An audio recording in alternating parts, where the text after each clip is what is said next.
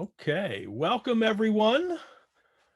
I am Edward G. Pettit of the Rosenbach in Philadelphia, and I want to welcome you all to this program tonight.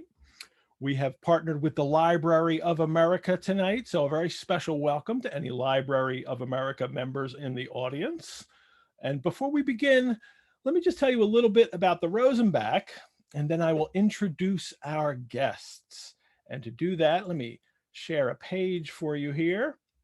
This is the Rosenbach website that I will share with you. The Rosenbach is located in the Rittenhouse area of Philadelphia. We have a broad-ranging collection of rare books, manuscripts, and works of art, including a still-growing collection of vampire literature, like Bram Stoker's Notes for Dracula. So we often feature vampire-related programming, like we did last year for our 28-week exploration of Sundays with Dracula, which you can watch on our website right now.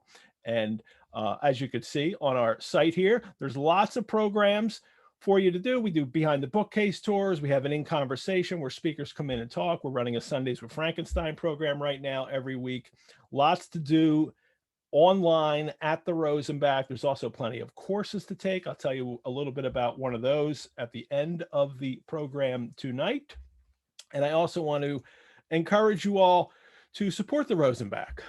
First of all, thanks so much, because by signing up for tonight, for registering for tonight's program, you have supported us, and I thank you for that. And I ask you to continue that if you can. If you're not already a member, I invite you to join. Members of the Rosenbach at 10% off any of our reading courses, 50% off any of our programs like tonight's. If you're a member, you got 50% off this program tonight.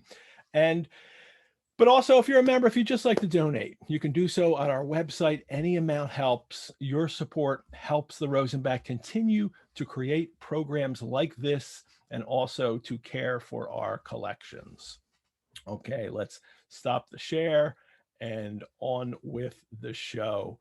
Tonight, we bring you the two editors of the new Library of America edition of Octavia Butler's works. Here it is, and we have Gerry Canavan. Gerry, welcome.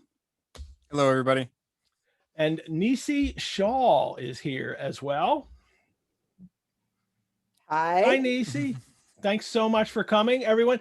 Gerry is an associate professor in the English department at Marquette University, specializing in 20th and 21st century literature, an editor at Extrapolation and Science Fiction, Film, and Television. He's also co-edited Green Planets, Ecology, and Science Fiction, the Cambridge Companion to American Science Fiction, which I have, and I have read much of. Gerry, thank you. And the Cambridge History of Science Fiction. His first monograph, Octavia E. Butler, appeared in 2016 in the Modern Masters of Science Fiction series at University of Illinois Press. And Nisi Shawl is a founder of the Inclusivity in Speculative Fiction nonprofit, the Carl Brandon Society. Did I get that title right, Nisi? Good. And serves on the board of directors of the Clarion West Writers Workshop. She is the author of the story collection Filter House, winner of the 2009 Tiptree Otherwise Award, and the novel Everfair, a 2016 Nebula finalist. Shawl edited Blood Children, stories by Octavia E. Butler scholars, and co-edited Strange Matings, Science Fiction, Feminism, African-American Voices, and Octavia E. Butler. Wow, thanks. Welcome to you both. I love it when there's so much to do, so much to read there. I'm very happy to have you here tonight to talk about Octavia Butler's science fiction vampire novel Fledgling. As I told both of you earlier, we did last year we did a 28-week exploration, chapter by chapter, of Bram Stoker's Dracula every week, like 2 hours live, mostly over 2 hours live every Sunday. And then we followed up with a course. And we were talking about all these works, vampire works. It was called Read the Blood of Dracula. And we talked about all these vampire books and stories that inspired Stoker to write Dracula. And now we've moved on to works that have come after Stoker. because in a sense, I always find that any vampire story now, Dracula has such an iconic. Hey, we can use the word iconic, and actually, it means it's the actual meaning of it. Dracula is so iconic that it's hard not to hear an echo of Dracula in any kind of vampire work you do now. So it was quite fortuitous that this volume, including this novel, has come out from Library of America. So our plan, everyone, tonight for this program is that Gerry and Nisi are going to have a conversation amongst themselves about Butler, about Fledgling. We welcome your questions. There's a Q&A box on your Zoom interface. You can put a question in there. We'll hit those later. But if you just want to put it in the chat, just put it in the chat. I'll follow the chat, and we'll get to your questions later. So I'm going to drop off, and I'll leave Gerry and Nisi to talk about this. But just to begin, Gerry, can you first tell us a little bit about the novel Fledgling? Yes, I'm going to try to do my best to not be too spoilerific, but there are a little bit of spoilers. Even the notion that this is a vampire story is a kind of spoiler, given the way the book begins. Fledgling begins with a Black disabled girl waking up in the aftermath of a brutally violent attack with no memory of what happened to her or why. She is brain damaged and remains so across the novel. She has a memory she can't recover. She appears prepubescent around 11 or so in human terms. She's rescued soon by a man, Wright, but the relationship quickly turns sexual in ways that Wright himself feels like he doesn't understand and can't really explain. We come to understand that the girl, first named Renee, later discovered to be named Shori, is more or less what we would think of as a vampire, albeit in a kind of like secular science fictional register rather than a supernatural one. They're not demons. They call themselves the Ina. They tell stories of having come to Earth as aliens in prehistory, although they concede at one point that it's also possible that they simply evolved alongside human beings and have always been here. The Ina are to some extent the secret rulers of the planet, but they also view themselves as very vulnerable and very fragile to human resistance. They're terrified in some sense of humans for various reasons. So the story of Fledgling is Shori coming to understand the story of her own life and her place in Ina society, and the relationship between the Ina and human beings who the Ina feed on, much like vampires will, using pheromonic and kind of like addictive venom to control humans and basically create what amounts to a harem for themselves. In particular, Shori comes to understand that she is a scientific experiment, merging Ina genetics with the genetics of Black human beings in the name of creating a sort of like superhuman version of the Ina who would not be sensitive to sunlight and who could operate during the day, which would eliminate their kind of primary weakness as a species. For a variety of reasons, some very practical, some that are purely based in human racism. Many Ina view Shori as a kind of monstrosity, as anathema, and as a threat to their way of life. And it comes to pass, she comes to understand that the attack from which she awoke at the beginning of the novel was an attempt to assassinate her entire family, to eliminate the products of their genetic experimentation, right, and to end this chapter in Ina existence. And so the book kind of bizarrely ends in this like legal situation where Shori more or less has to prove that she has rights under Ina law. She has to prove that she is a person. And that's where Fledgling ends. Butler had intended to write additional books in the Shori series, but unfortunately passed away before she was able to put any of those into practice. There's just a few hints of what might have been in the archives. Nisi, did I leave anything out? Did I miss your favorite part? You didn't. You used the word harem, but the sexual component of this book, you kind of downplayed it a little bit, I think. It's uncomfortable. I mean, your introduction to our Library of America book is all about the canonization of discomfort, and that's a big part of engaging with Fledgling. This is very what to human eyes would look like sexual predation on a child turns out to be reversed, right? The child is in control of the relationship.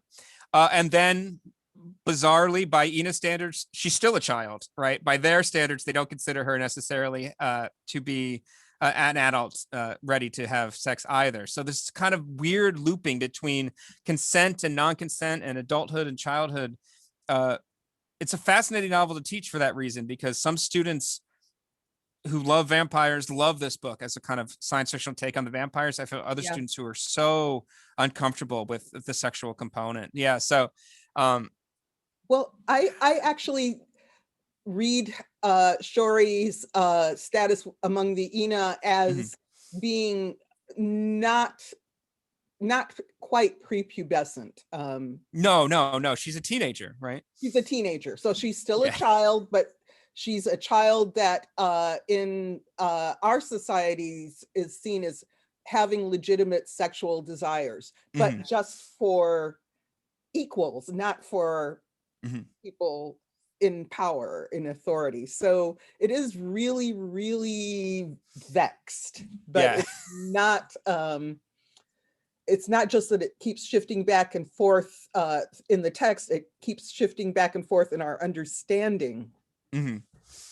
Yeah, that's one of the things when I teach it. I always want to teach it twice in a row, because when you read the novel from the beginning, knowing everything you know about the Ina, there's a lot of it that reads a lot differently, right? Particularly what happens with Wright, who seems like he may be a sexual predator or something when we first meet him, right? That he basically seems to be kidnapping a child from the side of the road, right? When he discovers she's powerless. And in fact, we later discover is under her influence, basically, from the moment we meet him.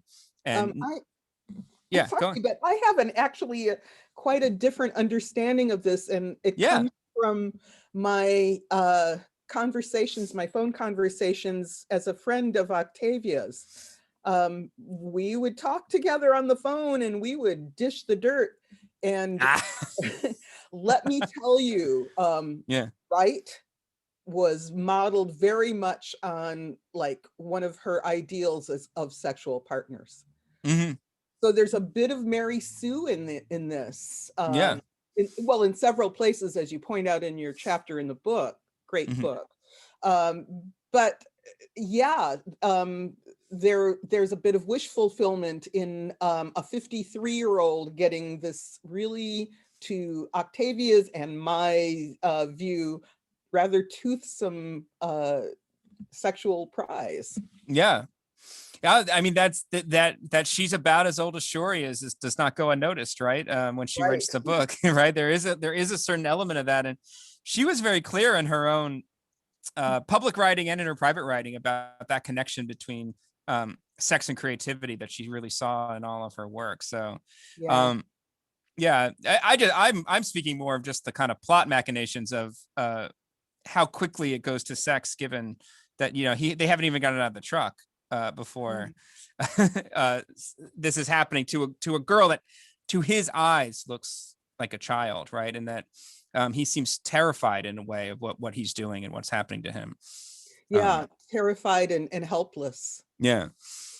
So it sounds like you kind of have a fondness for this book. I didn't realize that you were speaking to her at the time as she was writing it and getting a bit of that inside book. What do you think about Fledgling in her canon? It is my favorite novel of hers. Wow, it is. Yes, it is. Yeah. And I understand from you and from others that it was not her favorite. And it is never going to be the one that I recommend to people to read first, but it is the book of my heart. I had no idea. That is wild, because I felt a little bad for Fledgling just because it's next to Kindred in our volume, and it's like, well, Kindred, right? The immortal, never goes out of print, right? The first one everybody reads, and then at the bottom of the box you also have Fledgling, right? And I don't feel that way about it. I have a real fondness for it too, but it does operate as like it's one of the weird ones in her.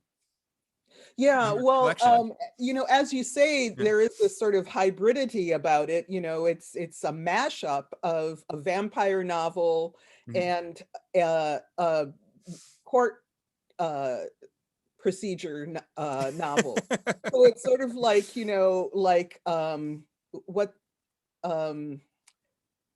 like Law and Order SVU with vampires or something like that. Absolutely.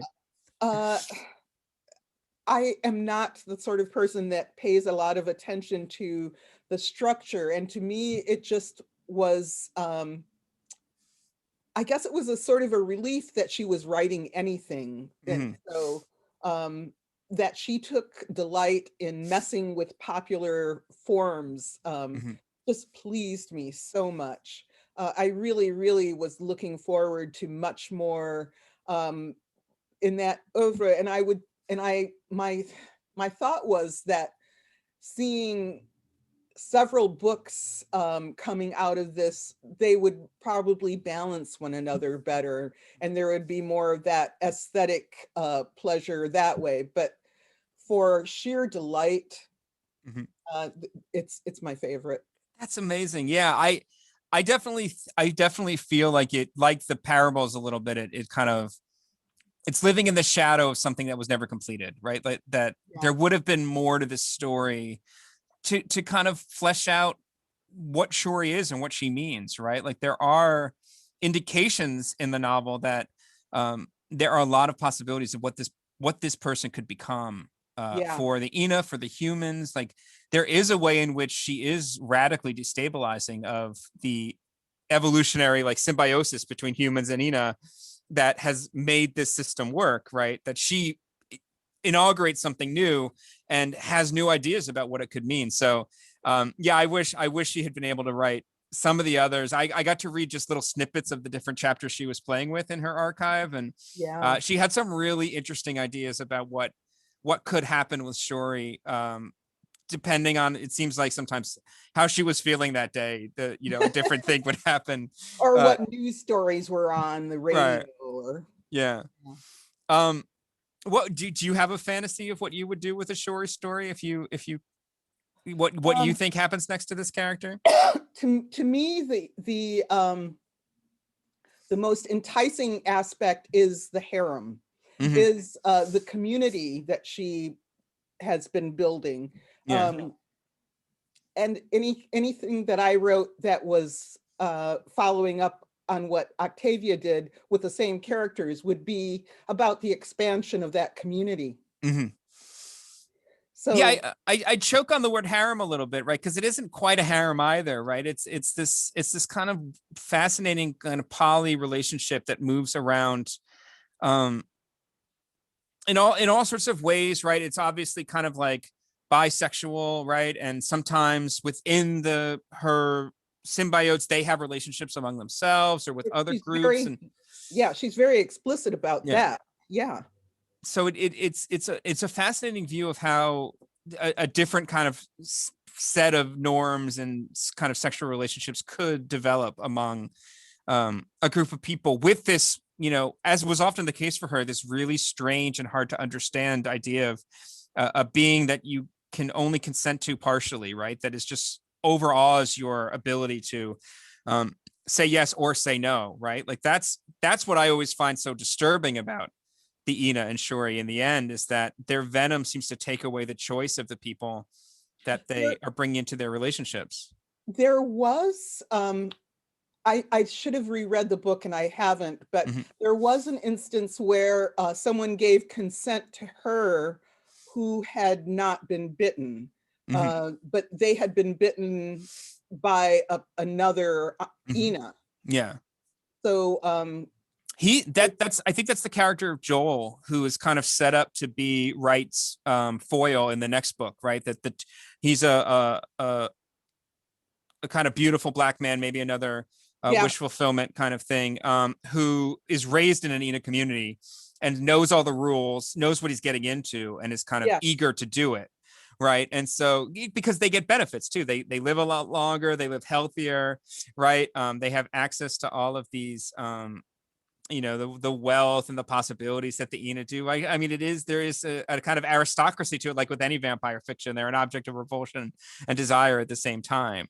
Yeah, so it's too bad that a lot of the people she meets early in the novel, she isn't able to to give that choice to, that some of the later characters are able to, right? I just wanted to point out that there is a case, at least one, where someone has a slightly modified choice. I write about this in my book. There's the first chapter of what might have been the sequel has somebody who is entering into it willingly, and it's almost like therapeutic, right? Like Shori's powers are helping this person get over their trauma and become functional again, and learn to love again. And that's such an interesting possibility too, that she could use these powers to help people through their trauma, right? By kind of overcoming the parts of their brain that are working against them. So I love that, I have a long-standing desire for the Butler estate to let all this stuff into the public. Like, I just think everybody should be able to see every piece of paper that's in the Huntington in some way or another. But yeah, the ideas she was working with are really, really interesting. There's a question that already came in through the Q&A that's kind of a piece with something you just said, Nisi. So I'm gonna let that one in already. Butler tried to have fun with this work, right, as a break almost with her struggles with Parable the Trickster, and that she viewed this novel, as grim as it is, as her fun one, right? That she was trying to get away from the Bush administration and get away from some of that other kinds of stuff. I'm kind of curious what Ted Howell says here. I'd love to hear any insight Nisi has about Butler's writing at this point in her life and how it was going for her. I think that she was being really hard on herself. And this is my perspective as a friend. Because to put it in perspective, earlier works, she actually had been building on up the reserves to write them for decades.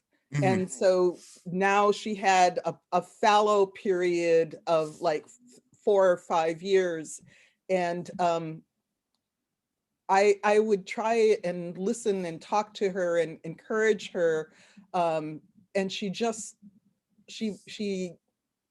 carried too much of a burden in thinking that she needed to constantly produce and constantly create new things. And the reason that she told me that she wanted to do this was because she wanted really to change the world with what she was writing. And she was not doing that. She was not doing that. So then when she finally relaxed and gave herself permission to just have fun, well, of course, changing the world can be fun too. And so, so it worked out well, I think, when she finally relaxed and gave herself permission to enjoy what she was doing instead of berating herself.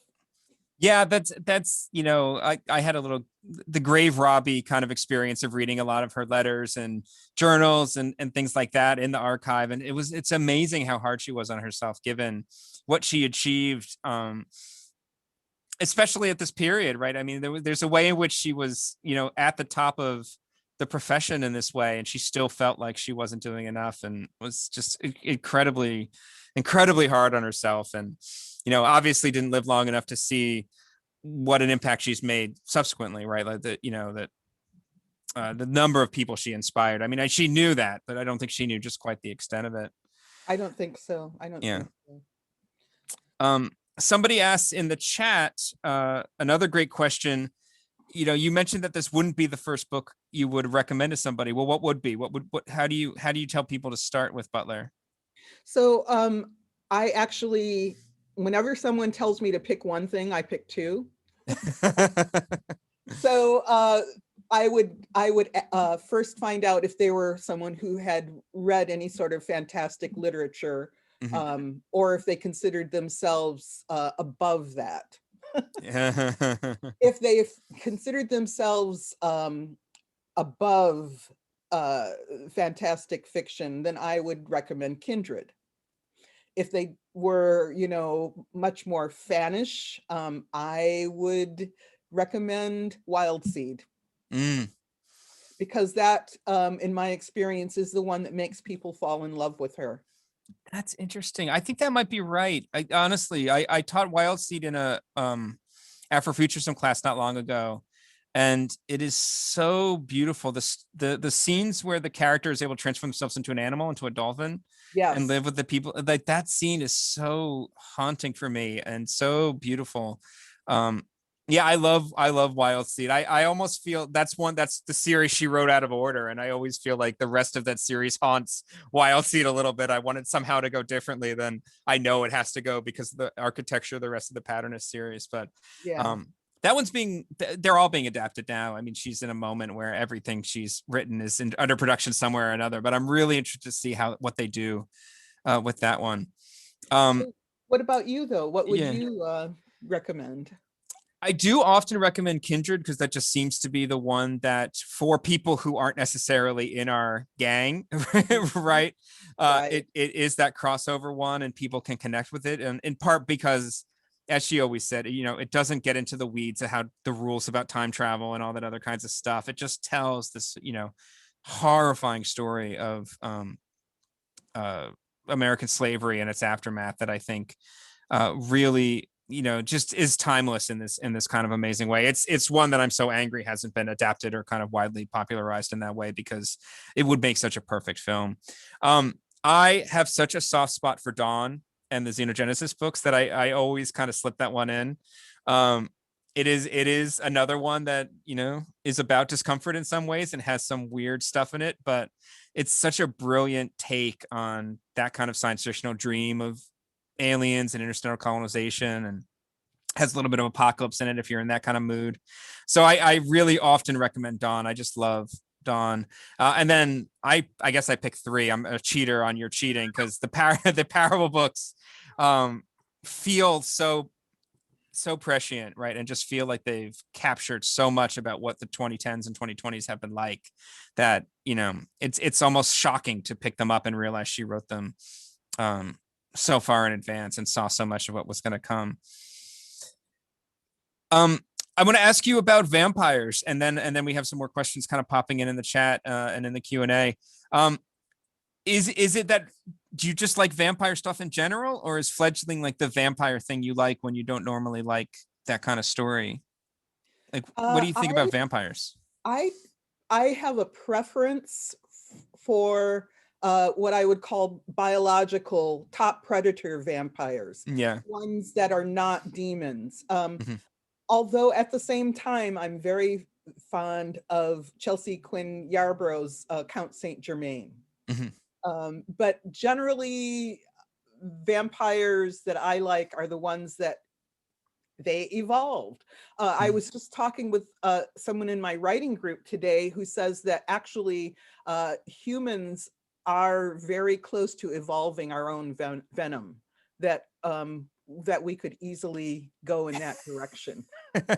What's the nature of that? Can you say more about that? That sounds fascinating. Well, this is someone who volunteers at the zoo and knows quite a bit about biology, and he was just saying that our salivary glands are very close to the working the way that the venom glands of venomous mammals work. Wow.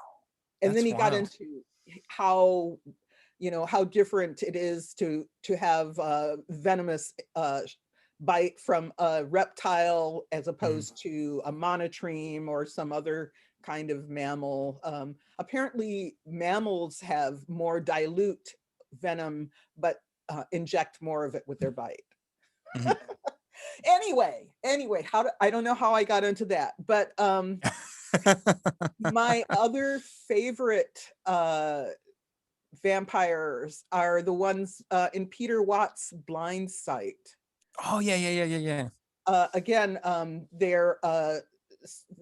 these are ones that evolved on Earth, but they can prey upon humans. They are like leopards to our elands or something.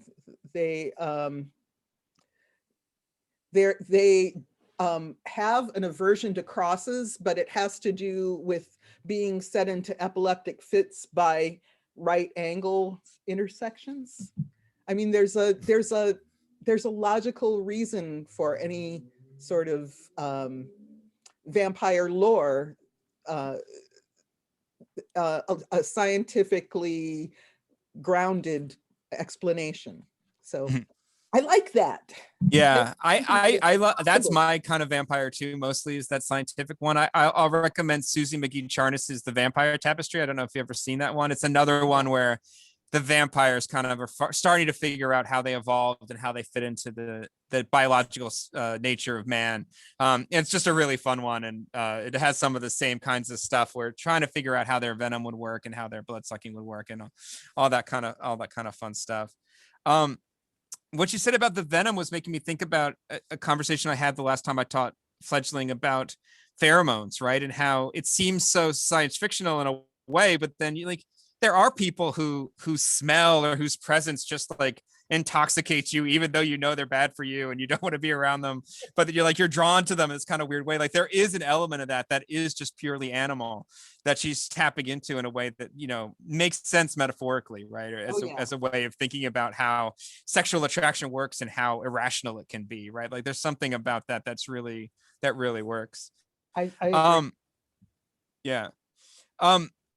A couple people are asking about that book I just said, the Butler books that foresaw 2010 and 2020. Those are the parable books, Parable the Sower, Parable the Talents. And somebody is planning in the chat to read them alongside Anne Marie Brown's podcast. I think that's an amazing idea. They're doing a kind of chapter by chapter parables reread that I think will be a great listen. They're fascinating stories. There was a question here, Nisi, that I'll throw at you. Thinking about how Butler puts strong women as protagonists in her books that often kind of represent versions of herself or versions of herself that she wishes she were, and how that works in Fledgling. Like which characters or which character is she most kind of thinking of herself through there? I have my guess, but I'm curious what you think about it. Well, I definitely think Shori, but I also think Theodora. Mm-hmm. Theodora was, I think, her second symbiont, an older woman who was lonely. And, you know, despite the love that we all felt for her, I think Octavia, as a hermit, was lonely. So, so I think she was sort of projecting that into the character of Theodora. What's your take? Yeah, I was thinking about Shori in particular, and that kind of mix of you know, weakness and strength that you see in Shori that kind of runs through a lot of her characters. But I think you're so right about Theodora, right? And somebody referenced the Book of Martha there, and Theodora is a kind of very Book of Martha kind of character too. Like, you know, like there are similarities there of the older Octavia, right? Who gets drawn into this. And I don't want to spoil too much, but that makes me a little sad to think about Theodora and Octavia as a stand-in for Octavia, right? There's something difficult there. As more questions come in, I'm going to ask you some of the ones I had. I had a bunch of questions for you. Okay. And I wanted to 4 for you. Oh, perfect. I wanted to think more about discomfort. Like, you know how much I love your intro to the Library of America book. And I wanted you maybe to share some of those thoughts with the group here, you know, maybe particularly about Fledgling, which, as we've suggested, is a you know, uncomfortable, discomforting book to kind of think about and read, right? In terms of the images it's forcing you to kind of confront and think about. So how you know, as a teacher, as I mentioned, I have students who are so upset by this book they don't want to read it, and most of them come around to it, but there's a fear of what they're being asked to think about when they think about certain things. So I'm just kind of curious how you see the importance of discomfort as a kind of aesthetic form, right? Like she doesn't make it easy for us when we read her work to. Yeah. And you know, this was after her trying to make things, like, you know, go down easy. She wanted to be a bestseller, and therefore, you know, having the books be more comfortable to read. But I also think that she had an inner commitment to the idea of telling things as truthfully as she could, discomfort be damned. There is actually this sort of one definition of privilege is everyone tries to make you comfortable, and she was not playing into that. She was not going to try and make everyone comfortable. She was what did she call herself? A mixture of oil and water. So on the one hand, she wanted, everyone to, be very happy to accept her work with loving arms. And on the other hand, she was like, nope, that's what it is. Yeah. I love that. I mean, that's such a perfect encapsulation of the contradiction at the heart of her work is this person who viewed herself so completely as a saleswoman, right, and as a kind of entertainer in some ways, and then also understood that she had to be something else too, and had to be that as an irritant, right, especially in a genre that didn't necessarily know what to do with her, what to think about her.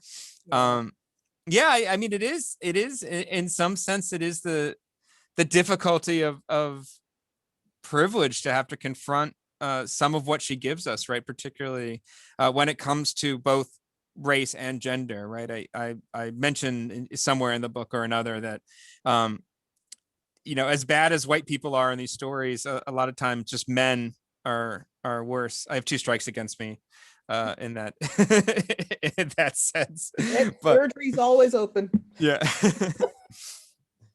So do you want to ask me one of yours? I'll take one of yours. Sure. Yeah. I wanted to actually ask you. You asked me which was my favorite. I would like to ask you, in this book, in Fledgling, which part do you find most intellectually rewarding? And that might get into a spoiler, in which case we'll just skip me. Yeah. Oh, I will say, I mean, we've hit upon her frustration with the book and her sense that the book has flaws, and we can take that or leave that. It is very intricately constructed. And one of the things I find interesting about it that I didn't notice for many times is just how rarely the Ina even are alone to talk amongst themselves. They almost always have a human who's eavesdropping and for whom they're performing. And so I really became fascinated with the rare instances where Shori can talk to an Ina without some human listening, where the Ina lay it down straight. And I love the code switching that the Ina do when there aren't humans around, and they lose all artifice and just explain it to her completely. And thinking about that relationship, and in particular how the Ina themselves feel addicted to the humans, and that the humans can live without the Ina, but the Ina cannot live without the humans, is such an interesting kind of approach to think about that relationship, right? And I just love that, and finding out these individual moments where 2 Ina are together, kind of whispering to one another about what the truth is. And when Shori finds someone who will tell her the truth, I love that part of the book. I think it's really interesting to go back to and reread. The legal stuff is bonkers, especially as an ending to this story, but I love it. I love the Ina legal system and their weird rules and the weird distinctions they make, right? And Shori's strategy for finally winning the case and all this other kinds of stuff. I really enjoy it. I always warn my students, right? If you like the book up to now, get ready for something completely different. But a lot of them similarly kind of get into that kind of weird part of it, right? I'm gonna turn that around on you. What areas of the book, the kind of weird parts of it, do stick with you when you kind of think back on Fledgling and think about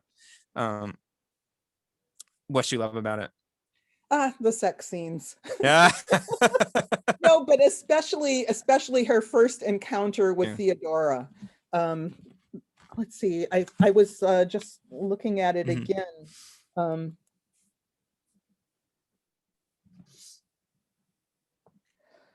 Can I read part of it? That would be great. Yeah. Okay. I think I know the scene you're talking about. I was just looking at my notes and saw some quotes from it. This woman didn't smell as enticing as Wright had. She was older, no longer able to have children, but not yet truly old. For her age, though, she was healthy and strong, and from what I could see of her body stretched out on the bed, she was almost as tall as Wright, but slender.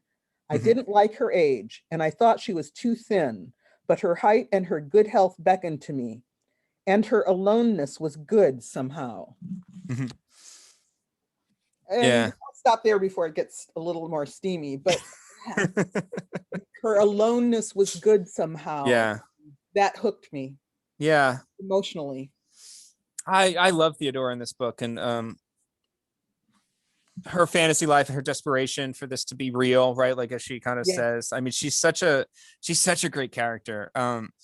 They're all great. I mean, it's so hard, I think, in a book like this to have multiple people who all have the same kind of power dynamic or relationship with the main character for them to feel distinct.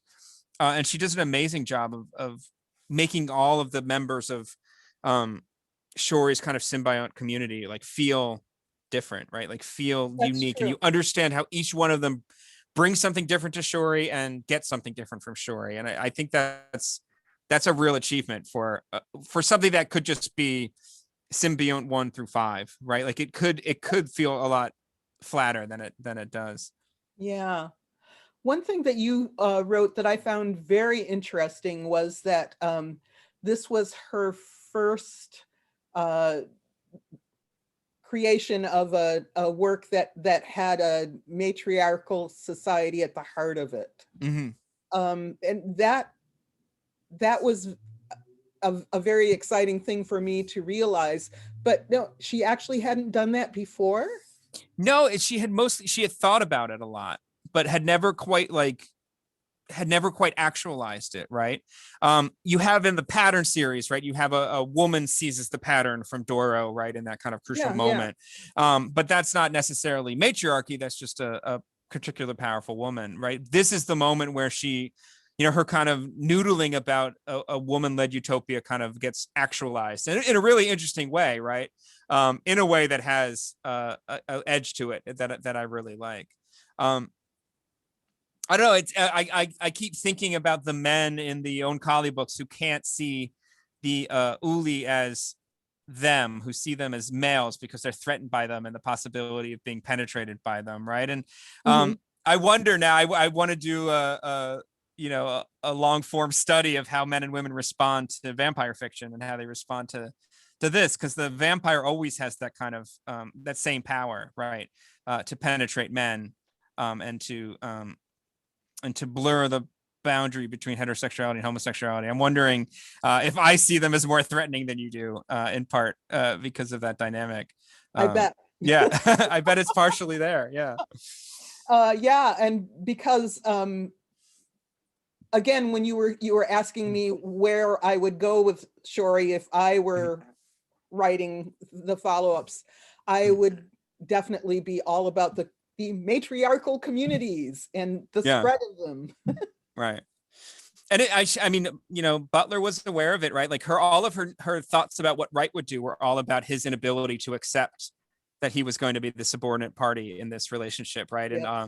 And that's present in Fledgling, and you see it in the sequels that she sketched out too, but he just can't deal with what's become of him, right? And that he's always going to be second banana to her, right? And maybe even third banana, right? If Joel edges him out and becomes the alpha male, right? Like working out how that's going to be for him is a struggle for the poor guy.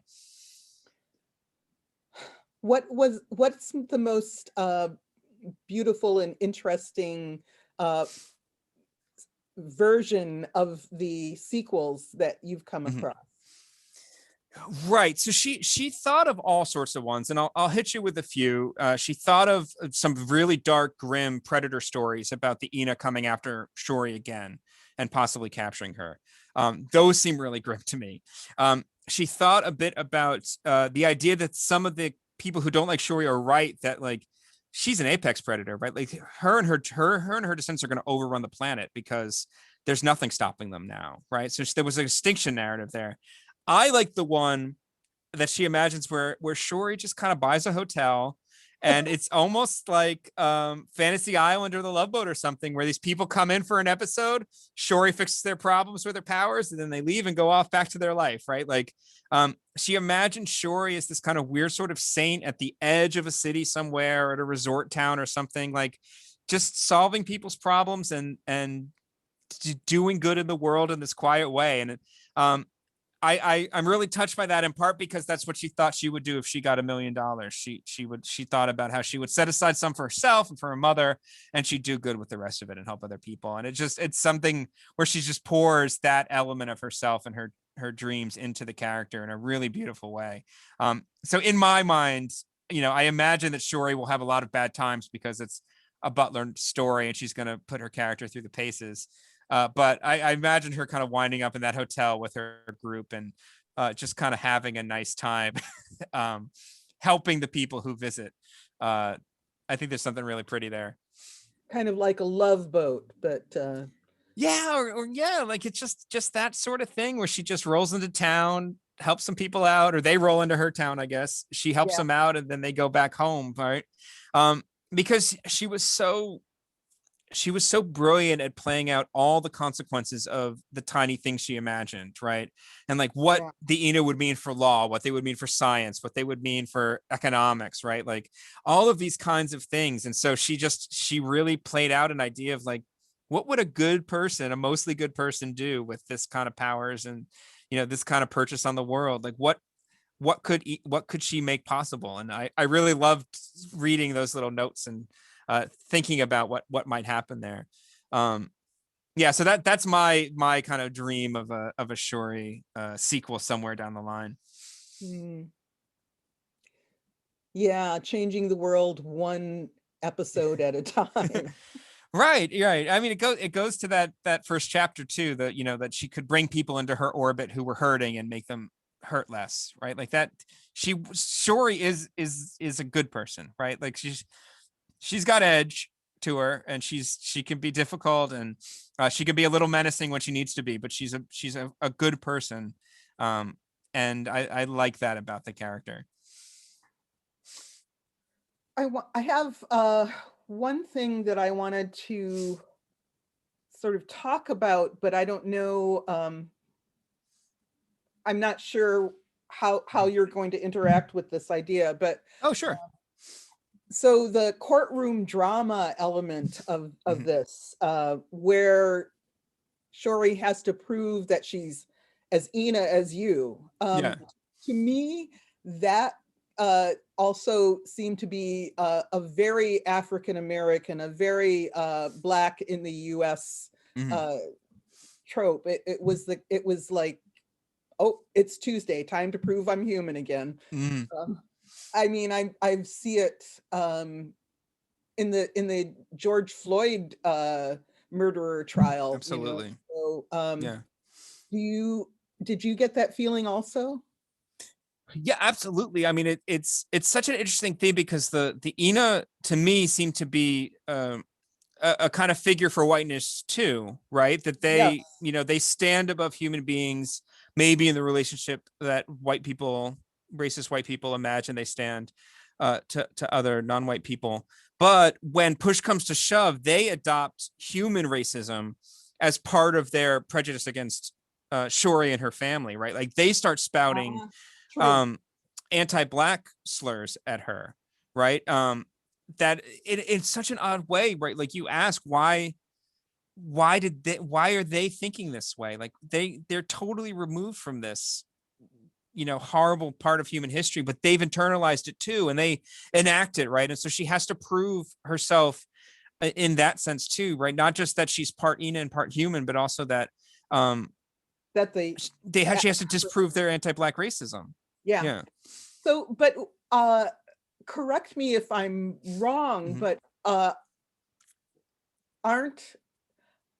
isn't there a way in which the Ina are like physically resemble white people more than they do other people because they don't have the melanin that they had to acquire through the experiments.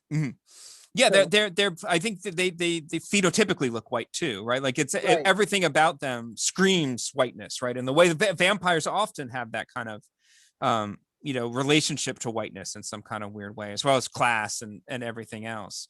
So they are white, right, in that sense, but they stand in that relationship of like toxic power too, right? that Shorey kind of represents maybe a different kind of possibility for.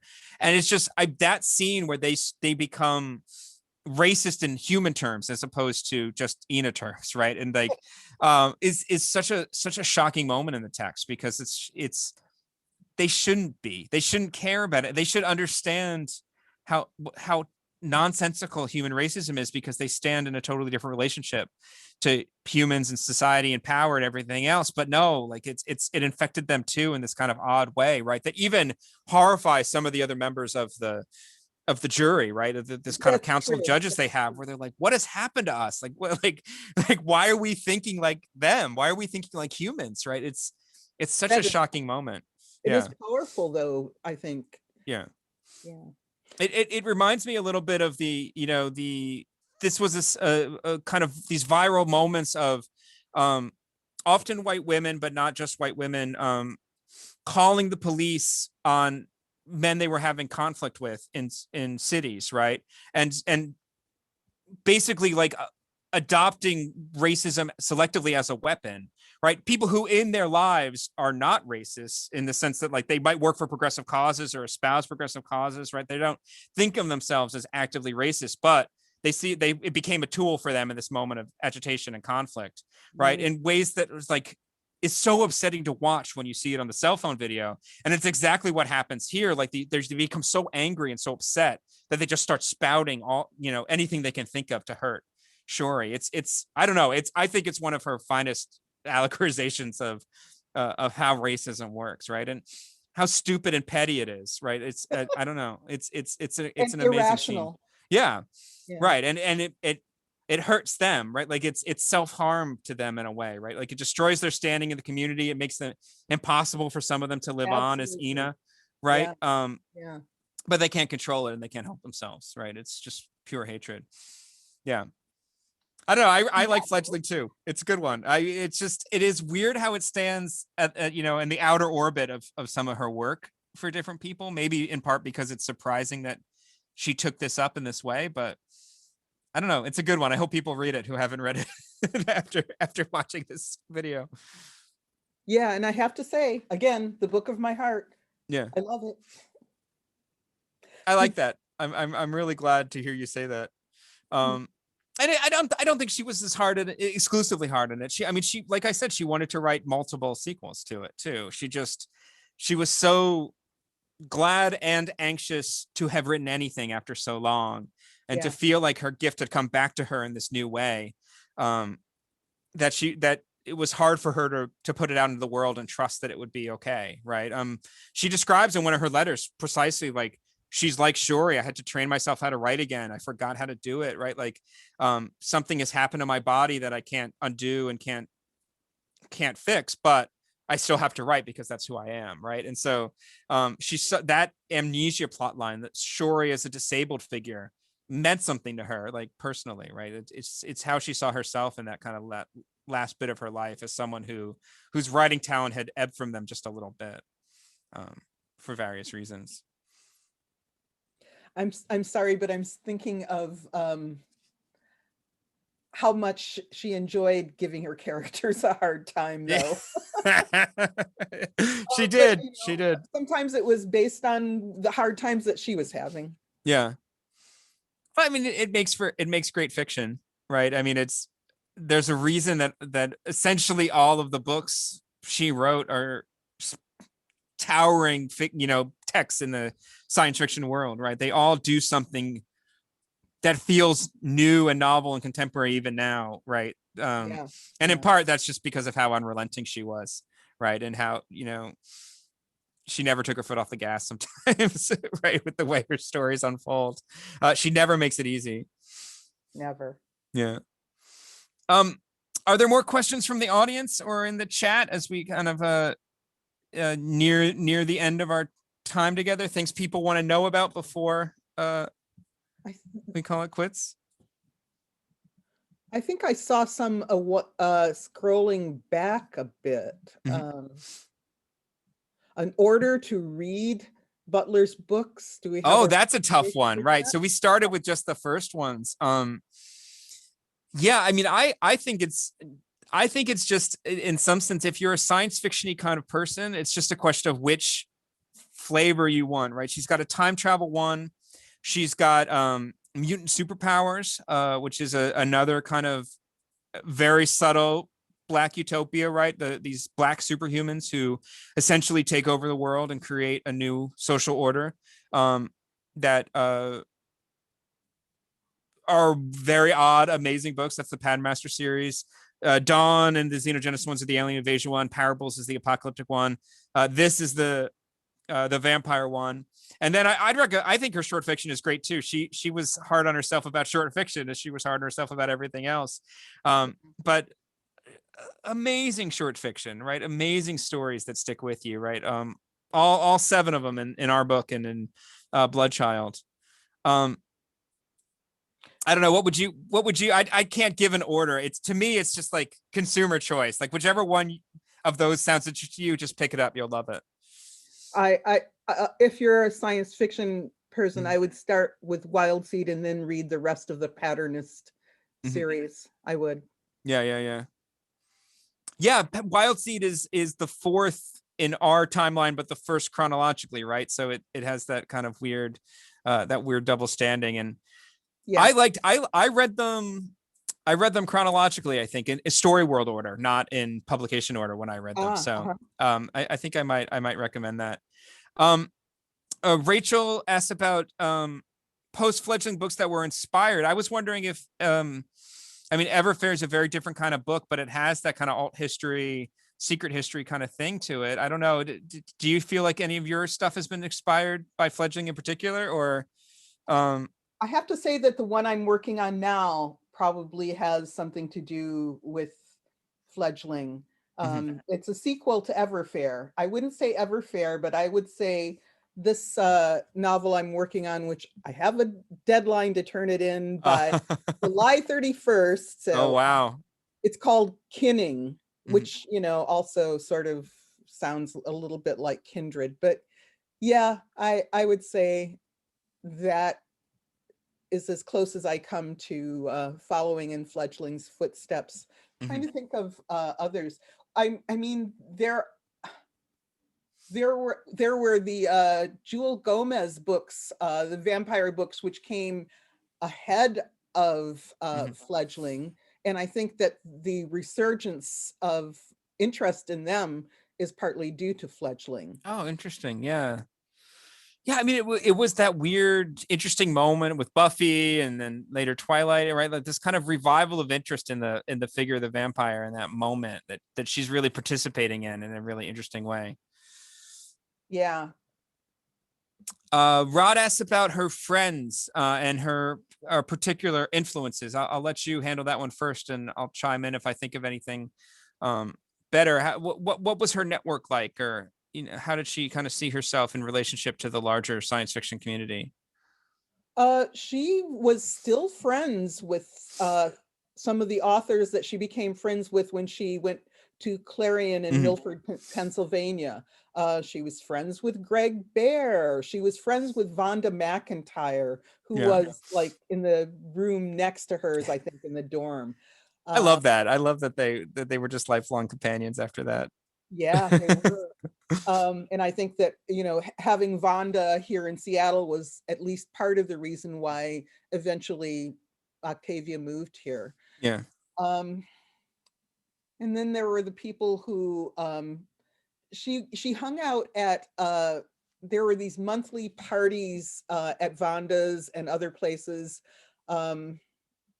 So she would hang out with the science fiction fans there. One of her closest friends was Leslie Howell, who was the workshop director for Clarion West. And Leslie would take her to the beach or take her up to the mountains, and they'd just go tooling around the countryside. Yeah, those were the people. As far as influences, the biggest one that I know about actually is NPR radio. I mean, you must know something about that. Yeah. But she read more nonfiction than fiction. she was a big follower of like superhero comics when she was younger, but when she was older, it was mostly nonfiction, and it was audiobooks because she was dyslexic. So she would be listening to books rather than actually pouring on the page. Yeah, I do want to say, I went to a memorial service in her honor shortly after her death. It was held at the EMP, the Science Fiction Museum here. And there were people who had met her for maybe 30 minutes, maybe 2 minutes. And they would come up and try and say something at the podium about how much she had influenced their lives. Yeah. Even though it had only been 30 minutes, she was potent. She didn't need that long to change your life. I remember one man came up and looked out, and he couldn't say anything. He was crying. He just said thank you and walked away. Yeah.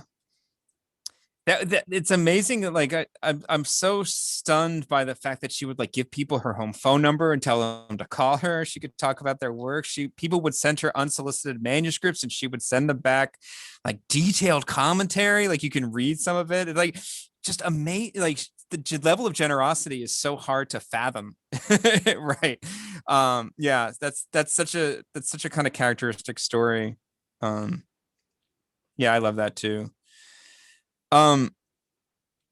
Somebody asked about her favorite novelist outside the science fiction genre. I've been trying to think of some of the things I know she liked beyond the science fiction realm.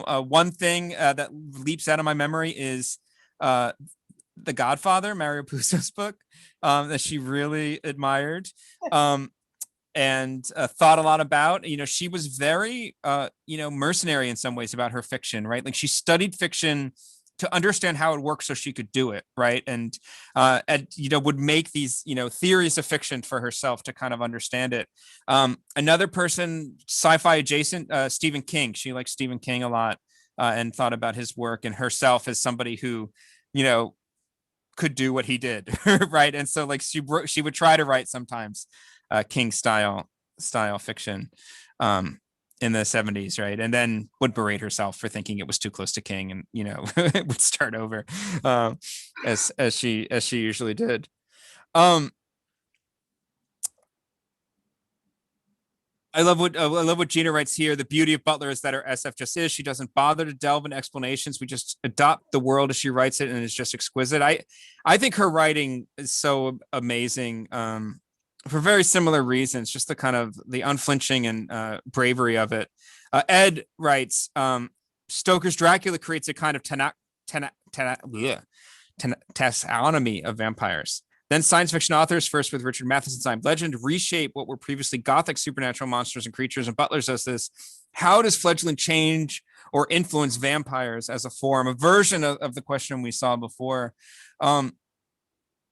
I think my take on it is just another one of those moments of taking this mythological creature, as folklore creature, and figuring out a way we could kind of understand it as a scientific kind of discourse, right? And she just does, I think she does that better than anybody, right? To understand how the ecology of the vampire would work if it were to be real, right? And to kind of think through how would its powers make sense biologically, right? How would its behavior make sense biologically?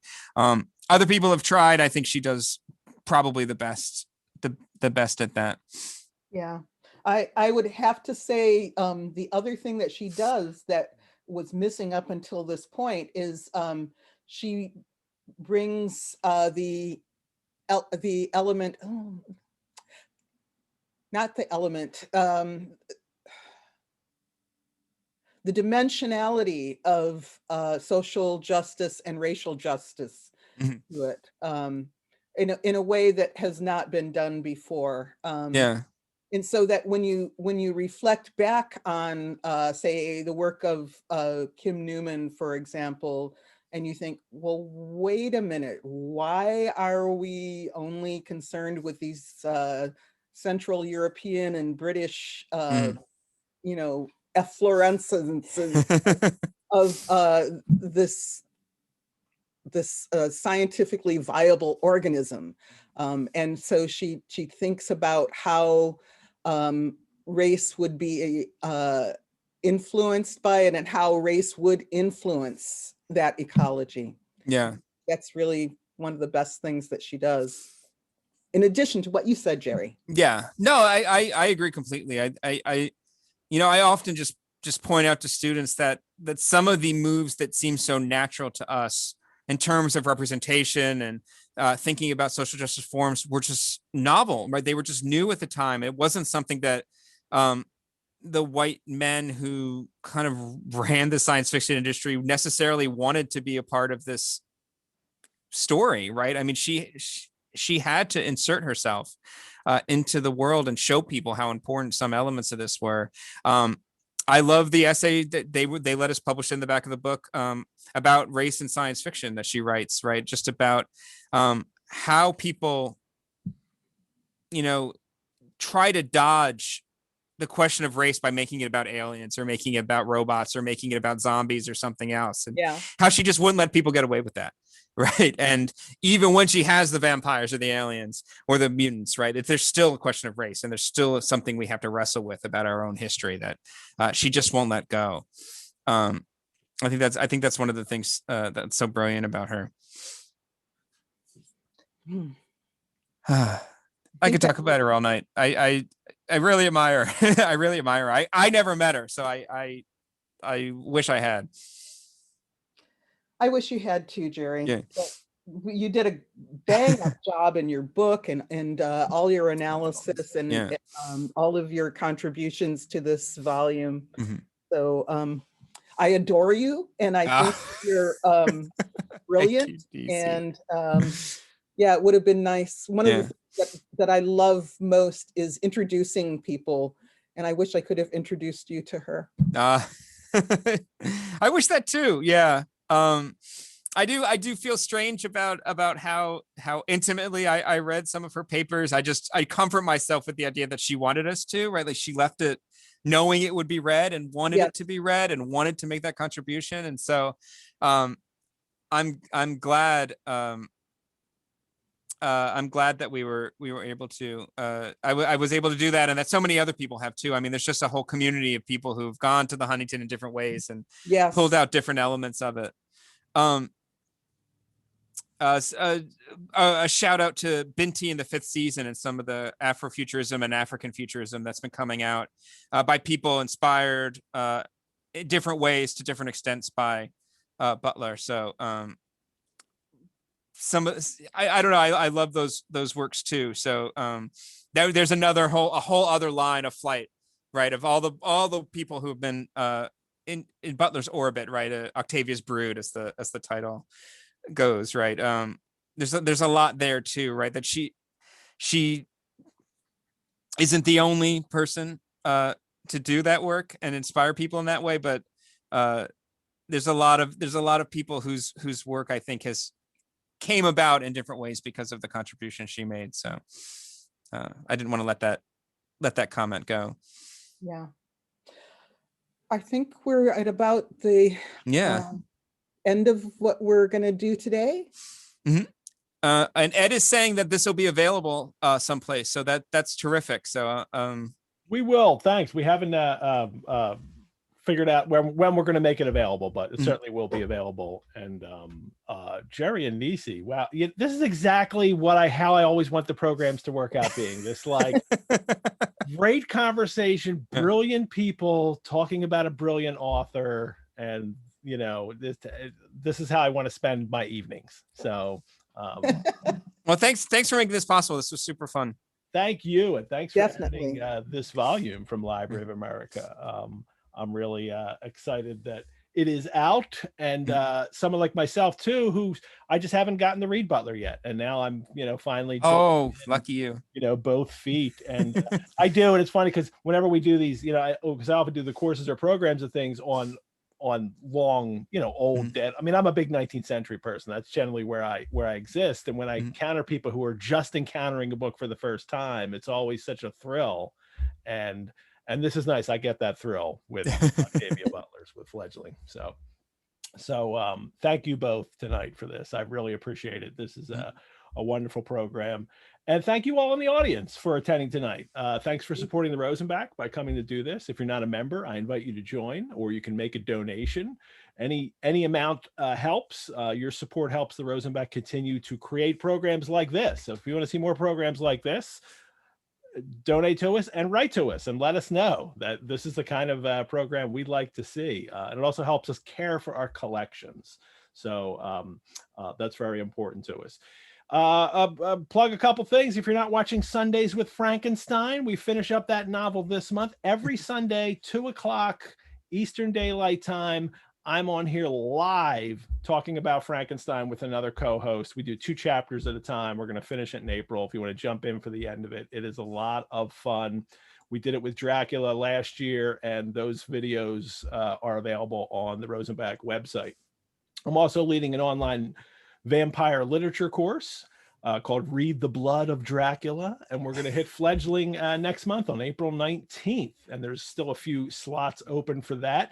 And then in May, we're going to do Elizabeth Kostova's The Historian, which is great for the Rosenbach. I don't know if you guys know this. If you read The Historian, at the end, the protagonist visits a museum, and it's actually the Rosenbach. It's not named in the novel, but it is the Rosenbach. The Rosenbach's in The Historian. So it's fun.